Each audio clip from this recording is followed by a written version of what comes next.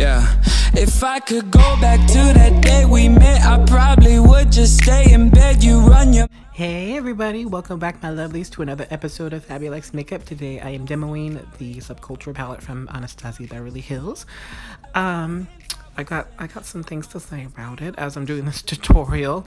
Right now I am cleaning up underneath my brow with the NYX Cosmetics Above and Beyond concealer in the shade beige. Just a little lighter than my natural highlight that I like to use because I really wanted these colors to be popping. So I went ahead and finger blended that out after I applied it all over the lids and the brow bone. To set my concealer, I'm using the shade Dawn, which is a light brown. It's like a sand color. It's really subtle. It's really soft.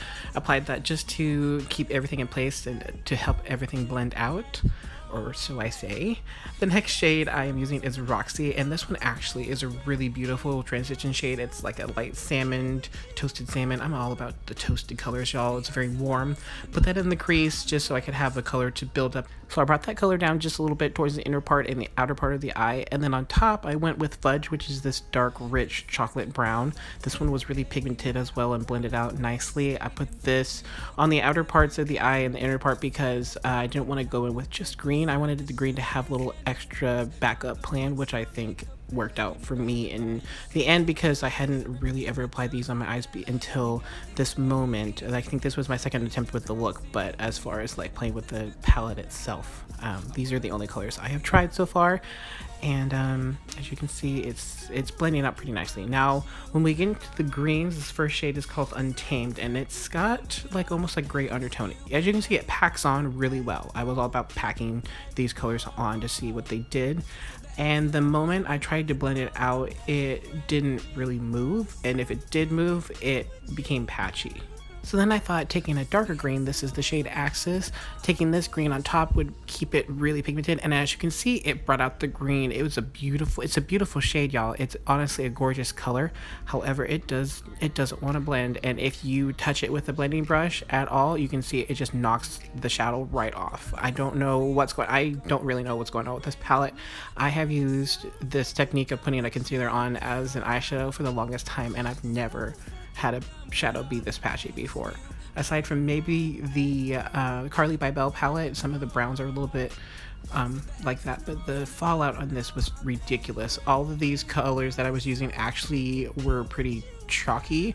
When I dipped into the palette, they already started to disintegrate, and so it made it look like I used this palette way more than I actually have, especially the sand color. I've only used this palette twice and it's already got some depth. Now the other hack I was using is this Away We Glow highlighter, liquid highlighter I guess it's just all it is, as a glitter glue or eyeshadow glue if you will in this tutorial, where I put it as a base first and then apply the metallic eyeshadow on top. My thought was that it was going to bring out the shimmer a little bit more with a highlight as a background, and it was about the same as when I swatched it, so it wasn't doing anything special.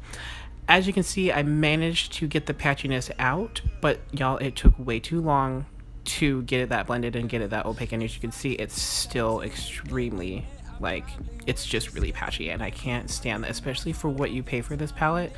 Yeah, it's just, I don't know, I'm not a fan of this at the moment. Managed to make it through, but not a fan. These are the Mega Volume Lashes from Ardell. Pop these on real quick and put them with some mascara. This mascara, I believe, is from Avon, the Above and Beyond mascara. For the waterline, I'm taking a pencil from Palladio. I think it's just a lip liner actually, but decided I need to put a little white for this one. The first time I did it, I put a nude and it wasn't as popping as I wanted, so I went with the white just to keep the waterline really open, make the eyes a lot bigger. I kept the bottom lash line pretty simple using just Fudge and Access and then mascara to seal the deal. For the inner corner, for the highlight, I'm using Line Out Loud from Palladio in Sparkler. This is gorgeous metallic liner. It works really well. I did my face off camera. If you want to know the products I use, I can put that in the description box below. Today, for my glow, I'm using the Aurora Glow Kit from Anastasia, and this one's got me just all kinds of living, y'all. This one is in the shade Hella. It's got some green undertones in it, and it melts into the skin beautifully. Oh, okay, Miss Anastasia's got me lit.